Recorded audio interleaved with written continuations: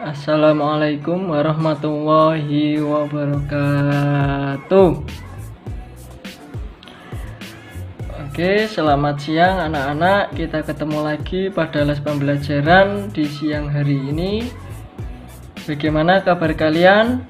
Semoga kita tetap dalam lindungan Allah Subhanahu wa taala. Amin ya rabbal alamin. Oke, untuk memulai pembelajaran pada siang hari ini, mari kita awali dengan baca basmalah bersama. Bismillahirrahmanirrahim. Untuk siang hari ini, untuk mengawali pembelajaran di semester 2 kali ini, kita akan membahas tentang Pythagoras.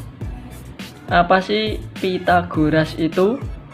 Dalam kehidupan sehari-hari, apakah Pythagoras itu bisa kita gunakan? Kegunaannya itu untuk apa sih Pythagoras itu?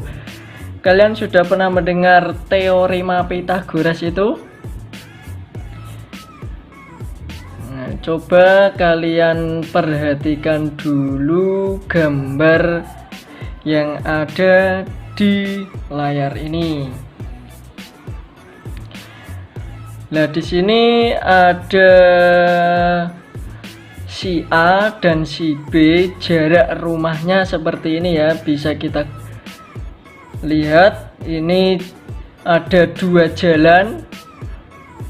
Apabila dia si A mau ke rumah si B, apakah lebih dekat dari jalan yang pertama ini 3 km, terus kemudian belok lagi ke 4 km, ataukah lebih dekat jika menggunakan jalan yang langsung ini, tidak berbelok-belok? Nah, untuk mengetahui ini nanti kita bisa menggunakan teorema Pythagoras. Kemudian ada gambar lagi ini. Coba kalian amati. Di sini ada dua kapal, kapal A dan kapal B, dan ada pengamatnya. Ini adalah bangunan pengamat kapal-kapal ya.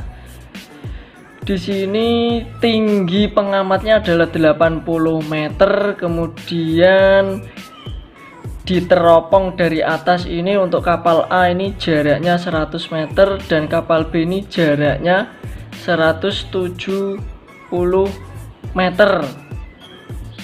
Lah, yang ditanyakan jarak dari bangunan pengamat ke kapal A ini jaraknya berapa, kemudian jarak dari kapal B ini berapa. Nanti kita bisa menggunakan teorema Pythagoras. Teorema Pythagoras itu apa sih? Teorema atau dalil Pythagoras hanya berlaku pada segitiga siku-siku. Ingat ya, hanya berlaku pada segitiga siku-siku. Berarti untuk segitiga yang lainnya tidak bisa menggunakan dalil Pythagoras, di mana kuadrat sisi miring sama dengan jumlah kuadrat sisi yang lainnya. Nah, coba kita lihat segitiga siku-siku. Ya, mengidentifikasi sebuah segitiga siku-siku, sisi miring, ada sisi miringnya, ada sisi alas, dan sisi tegaknya. Segitiga siku-siku itu kan salah satu sudutnya berbentuk sudut siku-siku, besarnya 90 derajat. Nah, di sini ini adalah siku-sikunya. Sedangkan ini sisi miringnya, sisi alas, dan sisi tegaknya. Untuk menghitung menggunakan teorema Pythagoras, kita bisa gunakan teoremanya. Ini ya, tadi teorema atau dalil Pythagoras hanya berlaku pada segitiga siku-siku, di mana kuadrat sisi miring sama dengan jumlah kuadrat sisi yang lainnya. Berarti ini kita perhatikan ada segitiga siku-siku ABC. Nah, ini C ya, siku-sikunya di C. Atau kita bisa tuliskan sisi miringnya ini adalah C kecil, alasnya A kecil, dan sisi tegaknya B kecil. Sehingga bisa kita tulis tadi ya, jumlah kedua sisinya. kuadrat sisi miring sama dengan jumlah kuadrat sisi yang lainnya. Di sini sisi miringnya adalah C. Berarti C kuadrat sama dengan A kuadrat ditambah B kuadrat. Atau bisa ditulis dengan C sama dengan akar dari A kuadrat ditambah B kuadrat. Kalau mencari A, karena tadi sisi miring adalah jumlah dari kuadrat sisi yang lainnya, berarti kalau mencari A yaitu A kuadrat sama dengan C kuadrat dikurangi B kuadrat. B juga gitu, karena B ini kan tidak sisi miring, berarti B kuadrat sama dengan C kuadrat dikurangi A kuadrat. Karena ini kan teorema Pitagoras itu kan adalah kuadrat sisi miring sama dengan jumlah kuadrat sisi yang lainnya. Dari sini bisa dipahami ya teorema Pitagorasnya. Ini hanya berlaku untuk segitiga siku-siku. Ingat, teorema Pitagoras hanya berlaku untuk segitiga siku-siku. Nah, kalian perhatikan tadi ya. Tadi contohnya si A dan si B. Si A ini mau ke rumah si B. Apakah lebih dekat jaraknya menggunakan jalan yang pertama, yaitu ini 3 km kemudian ditambah 4 km belok lagi, atau jalan alternatifnya dia langsung memotong dari sini. Dari sini tadi kan belum diketahui jaraknya untuk yang titik C. Cara menggunakannya tadi menggunakan teorema Pitagoras.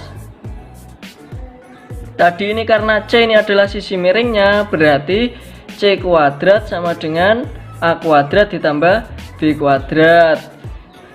C kuadrat, A nya ini 3, berarti 3 kuadrat ditambah B nya 4 kuadrat. C kuadrat sama dengan 3 kuadrat yaitu 9 dan 4 kuadrat 16. Sehingga C kuadratnya 25, atau bisa ditulis C sama dengan akar dari 25. Sehingga akar 25 adalah 5, ketemu C nya 5 km. Nah, dalam kehidupan sehari-hari ya gitu, kita bisa menggunakan teorema Pitagoras. Tadi di gambar 2 ini juga kalian bisa cari jarak antara bangun pengamat dengan kapal A atau bangun pengamat dengan kapal B. Caranya tadi menggunakan dalil teorema Pitagoras. Nah, teorema Pitagoras ini ya, sisi miringnya lah kuadrat sisi miring sama dengan jumlah kuadrat sisi yang lainnya. Oke, mungkin pembahasan pada siang hari ini hanya sampai sini saja tentang konsep teorema Pitagoras. Nanti kalau kalian dalam kehidupan sehari-hari menemukan masalah seperti yang tadi, bisa menggunakan dalil Pitagoras. Nanti kalau ada pertanyaan, kalian bisa tanyakan di grup WhatsApp. Oke ya. Untuk mengakhiri pembelajaran pada siang hari ini, mari kita akhiri dengan baca hamdalah bersama. Alhamdulillahirabbil alamin. Saya akhiri. Wassalamualaikum warahmatullahi wabarakatuh.